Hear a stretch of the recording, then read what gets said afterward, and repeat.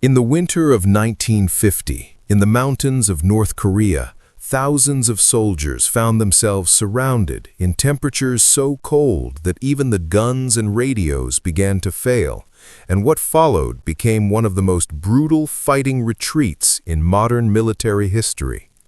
The Chosin Reservoir campaign began during the Korean War when United Nations forces, largely American Marines and soldiers alongside Allied units, advanced deep into North Korea, believing the war might soon end. But hidden in the mountains were large numbers of Chinese troops who had quietly entered the conflict, moving mostly at night and avoiding detection. And when they struck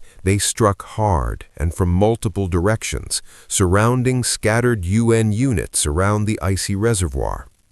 The first sign for many soldiers was the eerie sound of bugles echoing through the frozen hills at night, followed by sudden attacks emerging from the darkness, waves of infantry moving across snow-covered ridges, and men who had thought they were advancing toward victory suddenly realized they were fighting to survive. The cold itself became a deadly enemy, with temperatures dropping far below freezing wounds solid, cracking metal, and turning simple tasks into painful challenges, because touching steel with bare skin could tear flesh, and morphine syrettes sometimes froze before they could be used. Weapons malfunctioned, vehicles struggled to start, and frostbite cases grew each day, forcing commanders to balance combat decisions with the basic need to keep men alive in Arctic-like conditions. Supplies were limited, and every bullet, ration, and medical item mattered. Yet despite the shock of encirclement, many units held their ground, forming defensive perimeters through the night, firing at shadowy figures crossing the snow, watching flares drift down slowly and reveal a battlefield of white hills and dark moving shapes. Communication lines were stretched and sometimes broken, and junior officers often had to make life or death decisions on their own, coordinating small groups, setting up roadblocks, or organizing local breakouts under pressure. The realization soon spread that staying in place meant eventual destruction, so a fighting withdrawal was planned. Not a chaotic retreat, but a deliberate, step-by-step movement south toward the port of Hungnam, where evacuation might be possible. The road south was narrow, icy, and constantly threatened by ambush, bridges destroyed or damaged, and engineers worked under fire and in freezing winds to repair routes or build replacements, sometimes assembling bridge sections in darkness while others guarded the perimeter.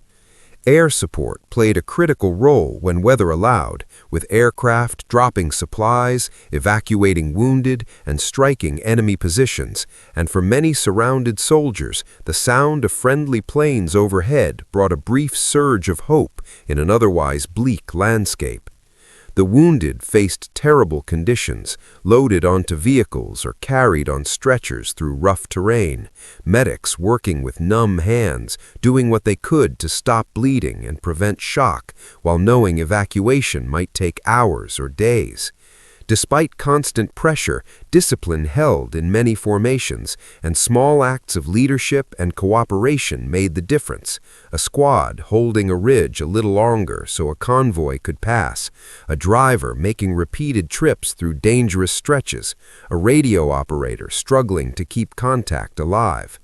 Chinese forces pressed their advantage with numbers and surprise, but they too suffered from the cold and the harsh terrain, and the fighting became a grim test of endurance on both sides, where nature punished everyone equally. As the column moved south, each mile gained felt costly, with skirmishes, night attacks, and artillery exchanges marking the route, and the landscape became littered with destroyed vehicles and abandoned equipment that could not be recovered. Yet slowly, through coordinated defense and relentless movement, the surrounded forces carved a path out, bringing many of their wounded with them and refusing to collapse into panic, turning what could have been a total disaster into a hard-fought withdrawal. When they finally reached more secure positions and the eventual evacuation zones, many soldiers were exhausted beyond words, faces burned by wind and cold, uniforms stiff with ice, minds carrying memories of nights filled with gunfire and bugle calls in the dark. The evacuation at Hungnam later moved huge numbers of troops and even civilians by sea, marking one of the largest wartime evacuations by water, and for those who made it out, survival itself felt like victory. Historians would later debate strategies and politics, but veterans often remembered simpler truths: the cold, the fear, the teamwork, and the determination not to leave others behind.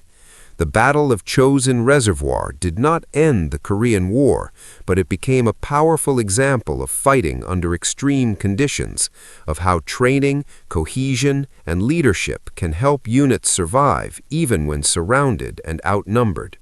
For UK and US audiences today, the story stands as a dramatic chapter of Cold War history, showing a moment when global tensions turned remote mountains into a deadly stage and ordinary soldiers into participants of an extraordinary ordeal.